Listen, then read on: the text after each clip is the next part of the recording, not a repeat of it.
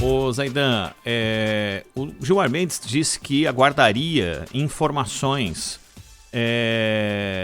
das outras instâncias que estavam envolvidas diretamente no caso do Queiroz. Agora, o despacho do Félix Fischer, de 39 páginas para mandar o Queiroz de volta para a cadeia, entre outras coisas, diz que Queiroz atuou arduamente para adulterar provas.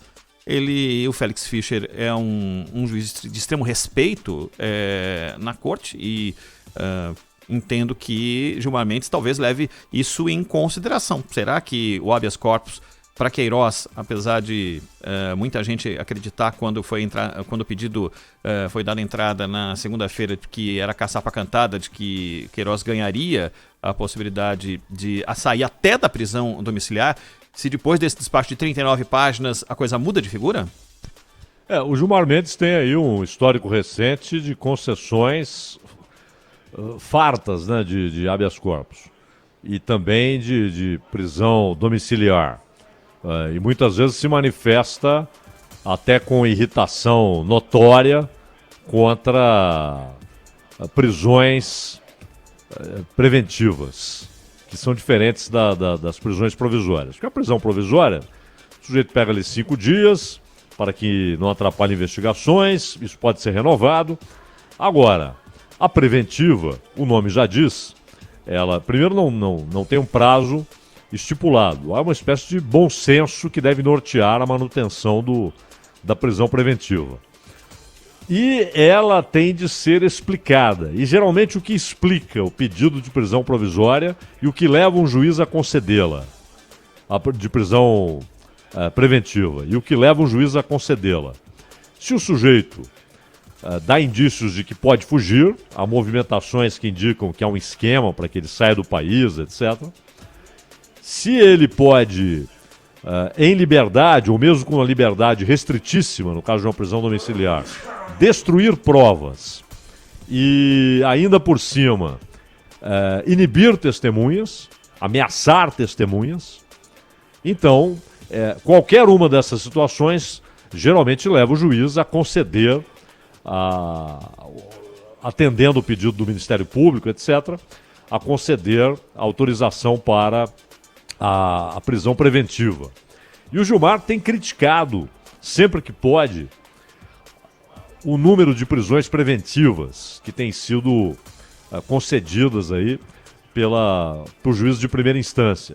Ele diz que há uma festa de prisões preventivas, que essas prisões preventivas muitas vezes se tornam uma espécie de tortura psicológica para que o preso decida falar, decida buscar um acordo de delação, esse tipo de coisa, não é? Agora, o Félix Fischer, ele fala exatamente em situações que se encaixam na possibilidade de prisão preventiva, porque ele diz que, primeiro, o Queiroz não comprovou saúde debilitada, que foi o argumento utilizado pela defesa para pedir a prisão domiciliar. E tentou, segundo Félix Fischer, arduamente destruir provas. Então, se ele fala isso, se ele usa essa expressão arduamente, é sinal de que ele tem vários indícios fortíssimos e movimentações de que houve, sim, a tentativa constante e febril de destruir provas, né? E ele afirmou que essa decisão foi tomada porque o Fabrício Queiroz não comprovou ter a saúde debilitada. E ele entendeu que a única, cada palavra aqui tem um peso considerável, a única medida apropriada é a prisão preventiva. Revogou a prisão domiciliar que havia sido concedida, vale notar, já há mais de um mês, né? Foi no dia 9 de julho, pelo juiz João Otávio de Noronha, que na época disse que as condições pessoais e de saúde de Queiroz não recomendavam que ele permanecesse na cadeia. E aí veio uma segunda decisão, essa muito estranha, segundo juristas, que foi estender a prisão domiciliar para a esposa do Queiroz, que estava foragida. Então, ela não havia sido ouvida pela polícia, não havia prestado depoimento, nada, absolutamente nada. Mas ele disse: alguém tem de cuidar do Queiroz que está doente. Então, a esposa dele, contra quem também há uma ordem de prisão, poderá ficar em casa, cuidando do Queiroz. Ora, se a causa da prisão domiciliar dela desaparece, se o Queiroz volta para a prisão, a causa da prisão domiciliar, da concessão de domiciliar para ela desaparece, porque ela não tem mais que cuidar do Queiroz. Logo, ela volta à situação anterior. Há uma ordem de prisão preventiva contra ela. E se ela não desaparece outra vez, será presa, né, para cumprimento dessa ordem judicial. E aí, claro, por não ser provisória, mas ser preventiva, o tempo de prisão ele é indeterminado, embora, claro, deva existir bom senso, né? Você não vai fazer a pessoa cumprir pena já a priori, antes de um julgamento. E se a prisão preventiva se estende indefinidamente, aquilo vira uma espécie de antecipação de cumprimento de pena. Agora, o Gilmar Mendes, de fato, ele tem sido alguém propenso a conceder ou a domiciliar, ou até habeas corpus, até preventivo, né? E foram vários que tiveram contra si uma ordem de prisão preventiva e que acabaram se livrando dessa por decisão do Gilmar Mendes. Então, o assunto não está encerrado com a decisão do Félix Fischer e vai depender de que posição tomará o Gilmar. Agora, vale notar que a acusação básica é essa de operador do esquema de rachadinha. O problema para o Queiroz e para o Flávio Bolsonaro é que isso se torne a ponta do novelo, não é?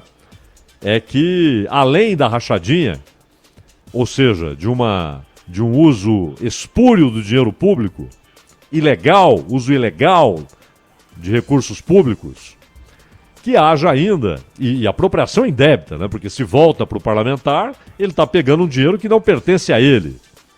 Então ele está se apropriando indevidamente do que não é dele, e no caso, recurso público. Então, o passo seguinte é, no âmbito do Ministério Público e da Polícia Civil, é saber até onde ia essa relação, e aí há investigação sobre relações do Queiroz com milícias, e se há nessa relação do Queiroz com milícias, se comprovada não é eu acho que, parece que, tudo indica que, é comprovada, né, perante o judiciário, de acordo com a lei. Então, se isso é comprovado, resta saber se ele seria também aí ponte entre Flávio Bolsonaro e grupos milicianos. Mas aí já é uma parte seguinte do novelo. A acusação básica é a de ele ser o operador desse esquema de rachadinha no gabinete do Flávio Bolsonaro, quando este era deputado estadual. Há uma outra questão, que é aquela história lá do clique, né, de uma simpatizante que faz parte do Ministério Público e que antecipou o prazo. Soraya Gaia. Que antecipou o prazo para que o Ministério Público do Rio pudesse contestar a concessão de foro especial para o Flávio Bolsonaro. E, por fim, uma reclamação, pedido do Flávio Bolsonaro, para que o Ministério Público do Rio apure a conduta dos promotores responsáveis pela investigação do caso Queiroz. E numa nota, Flávio Bolsonaro diz que eles devem ser investigados por conduta criminosa, por violação de sigilo profissional, por conta daquele vazamento do conteúdo de depoimentos dele e de outras pessoas ouvidas pelo Ministério Público do Rio no inquérito que investiga o esquema de rachadinha de 2007 a 2018 na Assembleia Legislativa do Rio de Janeiro.